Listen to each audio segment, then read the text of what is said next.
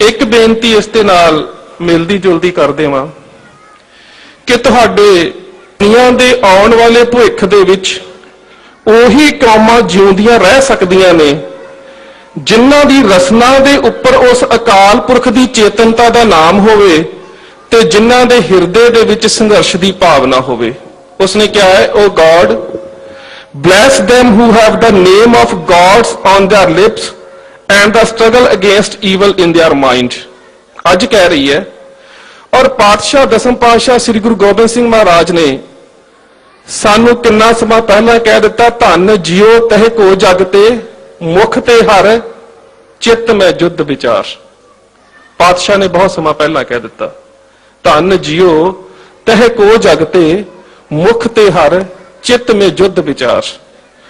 और गुरु सवारियो गल उथों आरंभ करते हैं जदों साहब श्री गुरु गोबिंद सिंह महाराज ने विसाखी के मौके के उपर एकत्र होए खालसे तो सिरां की मांग की। सिखां ने अपने सीस भेंट किए। गुरु पातशाह ने खंडे बाटे की अमृत की दात दे के उन्होंने खालसे बना दिता। हुण ओही गुरु पातशाह, एक गल ख्याल करियो, दुनिया के इतिहास दे विच ਇਹ घटना किसी भी कौम के इतिहास दे विच जां धार्मिक जगत दे विच नहीं वापरी। पहली घटना तो वो जदों गुरु नानक देव सच्चे पातशाह ने अपने जिउंदे जी ही लहणे नूं अंगत बना के गुरु थाप दिता। थापिया लहणा जीव दे। दुनिया के इतिहास से घटना नहीं वापरी धार्मिक जगत दे विच।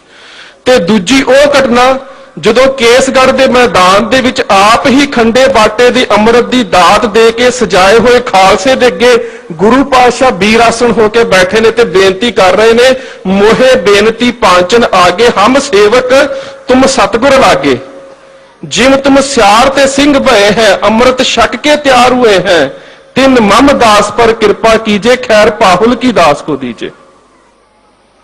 हुण वो खालसा जिस दी रसना दे राही उस दे विच अमृत रोम रोम च जा चुका सी, उसने कहा कि कहा दया सिंह सिंह बनना कठिन है। कहते पातशाह सिंह बनना इन्ना सौखा नहीं। सिख गुरु नूं कह रहा, कहा दया सिंह सिंह बनना कठिन है, हम सिंह बने शीस अपना कटाए के, पाशे तुम पाहुल दिया पहले तुम शीस लिया।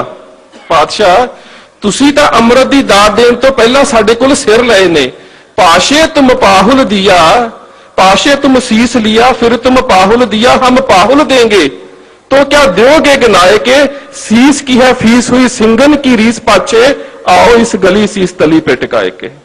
पातशाह जे तुसी भी अमृत की दात लैनी है तो तुहानू भी शीस तली ते धर के आना पवेगा। ते गुरुदेव पातशाह कहंदे ने, भाई दया सिंह मैं अपना तां की सरबंस दे शीस तुहाडी झोली दे विच भेटा करता। सो ओ खालसा जिहड़ा गुरु दे अंगीकार होया ते गुरु पातशाह ने अपने गल दे नाल ला के कह दिता, हों खालसे को खालसा मेरो ओत पोत सागर बंदेरो। अज खालसा गुरु दे विच इस तरह मिक्स हो गया, इस तरह अभेद हो गया जिस तरह एक पानी दी बूंद समुंदर दे विच अभेद हो जाती है। सो दुनिया दे इतिहास दे विच धार्मिक जगत दे विच ऐसी कोई मिसाल नहीं कि दुनिया का कोई रहबर, दुनिया का कोई पीर फकीर, दुनिया का कोई औलिया, कोई वली अपनी उम्मत नूं अपने तो उच्ची पदवी दे देवे ते कह देवे कि मैं तुहाडा सेवक हाँ। इतिहास दे विच इह घटना नहीं वापरी। सो उस गुरु साहबान ने अज जिस तरह वीर जी ने शरीरक हमलियां तो बाद स्टेज सकत्तर साहब ने मानसिक हमलियां की गल की है, तां ख्याल करियो दसम पातशाह साहब श्री गुरु गोबिंद सिंह महाराज ने आनंदपुर साहब की धरती के उपर चाणक्य नीति का उल्था करवाना शुरू किया कवि सैनापत दे कोलों, जिहड़ा 52 कवियां दे शामिल सी। उस दे कीते हुए उल्थे की पहली लाइन है, ऋणी कुआरी को पिता जह सिर वैरी होए, इन तीनों के नैन में निंद्रा कभी ना होए। कहंदा कौम जिस दे उपर ऋणी अपनी कौम दे दिते हुए सिरां दा कर्ज होवे, कुआरी को पिता जिस कौम की इज्जत दिल्ली वर्गियां गलियां दे विच रुली होवे, जह सिर वैरी होए जिस दे सिर ते वैरी होवे, उस कौम नूं कभी भी उचेत नहीं रहना चाहिए, सुचेत रहना चाहिए। ये नीति है। क्यों नीति ये वरतनी पई? क्योंकि चाणक्य लिखदा है, कहंदा जिस कौम नूं खत्म करना है ਉਹਦੇ ਕੋਲੋਂ ਪਹਿਲਾਂ 5 ਚੀਜ਼ਾਂ ਖੋਹ ਲਓ ਜਿਸ ਕੌਮ ਨੂੰ ਸਰੀਰਕ ਤੌਰ ਤੇ ਖਤਮ ਕਰਨਾ ਹੈ। ਧਨਿਕ ਸ਼ਤਰੂ ਰਾਜਾ ਨਦੀ ਵੈਦ ਅਸਤ ਪੰਚਮ ਯਤਰਨਾ ਵਿਦਿਤੈ ਤਤਰ ਦਿਵਸ ਵਸੇਤਮ। ਕਹਿੰਦਾ ਜਿਸ ਕੌਮ ਨੂੰ ਖਤਮ ਕਰਨਾ ਹੈ, ਧਨਿਕ ਉਹਦੇ ਕੋਲੋਂ ਉਦਯੋਗ ਖੋਹ ਲਵੋ, ਰਾਜਾ ਇਨਸਾਫ ਖੋਹ ਲਵੋ, ਨਦੀ ਪਾਣੀ ਖੋਹ ਲਵੋ, ਵੈਦ ਸਹੂਲਤਾਂ ਖੋਹ ਲਵੋ, ਇਹ 5 ਚੀਜ਼ਾਂ ਖੋਹ ਲਵੋ ਤਾਂ ਉਹ ਕੌਮ ਜਿਹੜੀ ਆ ਉਸ ਖਿੱਤੇ ਦੇ ਵਿੱਚ ਖਤਮ ਹੋ ਜਾਂਦੀ ਹੈ। ਹੁਣ ਖਿਆਲ ਕਰਿਓ ਕਿ ਸਾਡੇ ਪਿਤਰੀ ਖਿੱਤੇ ਪੰਜਾਬ ਦੇ ਵਿੱਚ ਇਹ ਕੁਝ ਨਹੀਂ ਵਾਪਰਿਆ। ਸਾਡੇ ਕੋਲ ਪਾਣੀ ਖੋਹ ਲਿਆ ਗਿਆ, ਸਾਡੇ ਕੋਲ ਉਦਯੋਗ ਖੋਹ ਲਿਆ ਗਿਆ, ਸਾਡੇ ਕੋਲ ਸਹੂਲਤਾਂ ਖੋਹ ਲਈਆਂ ਗਈਆਂ, ਸਾਨੂੰ ਅਜੇ ਤੱਕ ਇਨਸਾਫ ਨਹੀਂ ਮਿਲਿਆ। ਇਹ ਸੀ ਇੱਕ ਸਰੀਰਕ ਜੰਗ। ਉਸ ਤੋਂ ਬਾਅਦ ਅਗਲੀ ਜੰਗ ਜਿਹੜੀ ਭਾਈ ਸਾਹਿਬ ਨੇ ਗੱਲ ਕੀਤੀ ਹੈ ਉਹ ਮਾਨਸਿਕਤਾ ਦੀ ਜੰਗ ਹੈ, ਉਹ ਬੌਧਿਕਤਾ ਦੀ ਜੰਗ ਹੈ। ਉਸ ਬੌਧਿਕਤਾ ਦੀ ਜੰਗ ਦੇ ਵਿੱਚ ਚਾਣਕਿਆ ਕਹਿੰਦਾ ਮਾਤ ਸ਼ਤਰੂ ਪਿਤਾ ਵੈਰੀ ਯੈਨ ਬਾਲਿਕ ਨਾ ਪਠਿਤ ਸਭਾ ਮਦਤ ਹੈ ਹੰਸ ਮਦਤ ਹੈ ਬਕੋ ਜਥਾ। ਕਹਿੰਦਾ ਉਸ ਦੀ ਕੌਮ ਦੇ ਪ੍ਰਚਾਰਕਾਂ ਦੇ ਵਿੱਚ ਇੰਨਾ ਧਰਮ ਦੇ ਖਿਲਾਫ ਪ੍ਰਾਪੋਗੰਡਾ ਜਾਂ ਇੰਨਾ ਮਾਦਾ ਭਰ ਦਿਓ ਕਿ ਉਹ ਆਪਣੀ ਕੌਮ ਦੀ ਜਾਂ ਆਪਣੀ ਕੌਮ ਦੇ ਸੁਨਹਿਰੀ ਅਸੂਲਾਂ ਦੀ ਗੱਲ ਨਾ ਕਰ ਸਕਣ। ਇੱਕ ਮਾਨਸਿਕ ਹਮਲਾ ਹੁੰਦਾ ਕੌਮ ਦੇ ਉੱਪਰ। ਸੋ ਇਹ 2 ਤਰ੍ਹਾਂ ਦੀ ਨੀਤੀ ਹੁੰਦੀ ਹੈ ਜਿਹੜੀ ਕਿਸੇ ਕੌਮ ਨੂੰ ਖਤਮ ਕਰਨ ਦੇ ਵਾਸਤੇ ਵਰਤੀ ਜਾਂਦੀ ਹੈ। ਇੱਕ ਸਰੀਰਕ ਕਤਲੇਆਮ ਦੀ ਨੀਤੀ ਹੁੰਦੀ ਹੈ, ਇੱਕ ਬੌਧਿਕ ਕਤਲੇਆਮ ਦੀ ਨੀਤੀ ਹੁੰਦੀ ਹੈ। ਤੇ ਗੁਰੂ ਸਵਾਰਿਓ ਅੱਜ ਜਿਹੜਾ ਸਾਡੇ ਉੱਪਰ ਬੌਧਿਕ ਕਤਲੇਆਮ ਦਾ ਹਮਲਾ ਹੈ ਉਹ ਹੈ ਸਾਡੀ ਵਿਚਾਰਧਾਰਾ ਦੇ ਉੱਪਰ ਹੋ ਰਹੇ ਹਮਲੇ। ਬੜੇ ਸੂਖਮ ਰੂਪ ਦੇ ਵਿੱਚ ਸਾਡੇ ਘਰਾਂ ਦੇ ਵਿੱਚ, ਸਾਡੇ ਪਰਿਵਾਰਾਂ ਦੇ ਵਿੱਚ ਔਰ ਸਾਡੇ ਧਾਰਮਿਕ ਸੰਸਕਾਰਾਂ ਦੇ ਵਿੱਚ ਹੌਲੀ-ਹੌਲੀ ਬ੍ਰਾਹਮਣਵਾਦ ਨੂੰ ਵਾੜ ਦਿੱਤਾ ਗਿਆ ਔਰ ਅਸੀਂ ਸਮਝ ਹੀ ਨਾ ਸਕੇ। ਹੁਣ ਇਸ ਤੋਂ ਬਚਣਾ ਕਿਵੇਂ ਸੀ? ਦਸਮ ਪਾਤਸ਼ਾਹ ਸਾਹਿਬ ਸ੍ਰੀ ਗੁਰੂ ਗੋਬਿੰਦ ਸਿੰਘ ਮਹਾਰਾਜ ਬਿਆਨ ਕਰਦੇ ਹੈ, ਕਹਿੰਦੇ ਜਾਗਤ ਜੋਤ ਜਪੈ ਨਿਸਬਾਸੁਰ। ਦਿਨ ਰਾਤ ਜਿਹੜਾ ਜਾਗਤ ਜੋਤ ਦੇ ਨਾਲ ਜੁੜਿਆ ਰਹਿੰਦਾ ਹੈ, ਏਕ ਬਿਨਾ ਮਨ ਨੈਕ ਨਾ ਆਨੈ। ਜਿਹੜਾ ਇੱਕ ਤੋਂ ਬਿਨਾ ਕਿਸੇ ਹੋਰ ਦੇ ਨਾਲ ਨਹੀਂ ਜੁੜਦਾ ਉਹੀ ਦੁਨਿਆਵੀ ਕਰਮਕਾਂਡਾਂ ਦੇ ਪ੍ਰਭਾਵ ਤੋਂ ਬਚ ਸਕਦਾ ਹੈ। ਕਿਉਂਕਿ ਅਕਸਰ ਗੁਰਮਤਿ ਦੇ ਵਿੱਚ ਇੱਕ ਗੱਲ ਖਿਆਲ ਕਰਿਓ ਕਿ ਦੁਨੀਆ ਦੇ 5000 ਸਾਲ ਤੋਂ ਪਹਿਲਾਂ ਜਿੰਨੇ ਵੀ ਧਰਮ ਗ੍ਰੰਥ ਲਿਖੇ ਗਏ ਨੇ ਹਿੰਦੁਸਤਾਨ ਦੇ ਖਿੱਤੇ ਦੇ ਵਿੱਚ, ਜਿਨ੍ਹਾਂ ਦੇ ਵਿੱਚ ਵੇਦਾਂ ਦੀ ਗੱਲ ਆਉਂਦੀ ਹੈ, ਸਿਮਰਤੀਆਂ ਦੀ ਗੱਲ ਆਉਂਦੀ ਹੈ, ਸ਼ਾਸਤਰ ਆਉਂਦੇ ਨੇ, ਪੁਰਾਣ ਆਉਂਦੇ ਨੇ, ਉਹਨਾਂ ਬਹੁਤਾਤ ਧਾਰਮਿਕ ਗ੍ਰੰਥਾਂ ਦੀ ਆਰੰਭਤਾ ਓਮ ਤੋਂ ਹੁੰਦੀ ਹੈ। ਔਰ ਅੱਜ ਤੱਕ ਦੁਨੀਆ ਦੇ ਭਾਸ਼ਾਵਾਂ ਦੇ ਵਿਗਿਆਨੀ ਓਮ ਸ਼ਬਦ ਦੇ ਅਰਥ ਨਹੀਂ ਦੱਸ ਸਕੇ। ਜੇਕਰ ਤੁਸੀਂ ਵਿਦਾਂਤ ਨੂੰ ਪੁੱਛਦੇ ਹੋ ਤਾਂ ਕਹਿੰਦਾ ਕਿ ਓਮ ਸ਼ਬਦ 3 ਅਵਸਥਾਵਾਂ ਦਾ ਪ੍ਰਤੀਕ ਹੈ, ਰਜੋਗੁਣ, ਤਮੋਗੁਣ ਤੇ ਸਤੋਗੁਣ। ਜੇਕਰ ਤੁਸੀਂ ਸ਼ੈਵ ਨੂੰ ਪੁੱਛਦੇ ਹੋ ਤਾਂ ਉਹ ਕਹਿੰਦੇ ਨੇ ਕਿ ਓਮ ਸ਼ਬਦ ਜਿਹੜਾ ਹੈ ਉਹ ਸੁਪਨ, ਜਾਗਰਤ ਤੇ ਸੁਖੋਪਿਤ ਅਵਸਥਾ ਦਾ ਪ੍ਰਤੀਕ ਹੈ।